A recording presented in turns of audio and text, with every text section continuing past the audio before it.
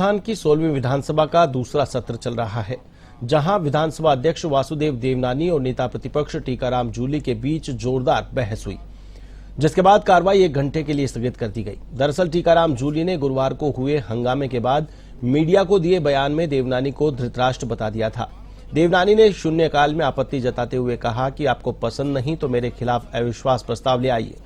इस पर जूली बोले, जरूरत पड़ी तो लाएंगे। ऐसे में देवनानी भड़क गए और उन्होंने जूली को अविश्वास प्रस्ताव लाने की चुनौती दे डाली।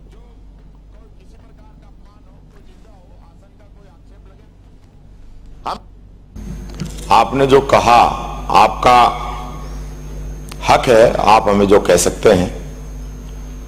रही बात यहां कार्रवाई की, इतनी सी बात थी, हमने कहा कि हम हमारा पक्ष रखते, जो गलत आप उसको मना कर दीजिए। और जो अखबारों में जो छपा है, यही बात हम रात को कह रहे थे, उसी समय एक्सपेंड हो जाए तो अखबारों में नहीं छपे। क्या इसके बाद आप धृतराष्ट्र कहोगे? हम अगले दिन क्या विपक्ष का नेता धृतराष्ट्र कहेगा? हम कतई नहीं चाहते कि आसन की जो कोई किसी प्रकार का अपमान हो, कोई निंदा हो, आसन का कोई आक्षेप लगे, हम नहीं चाहते। हम आपसे संरक्षण चाहते हैं। तो सदन है, जो आसन है, वो विपक्ष को ज्यादा प्रोटेक्ट करे।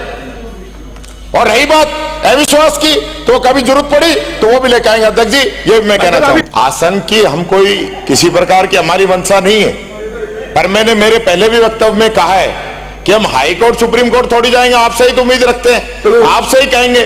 बताइए, कोई भी सदन का सदस्य कह दे, बाहर का कोई कह दे, क्या इसके बाद कोई भी यदि विपक्ष का नेता धृतराष्ट्र शब्द का शासन के लिए उपयोग करता है, मैं उसकी निंदा करता हूं, उसको माफी मांगनी चाहिए।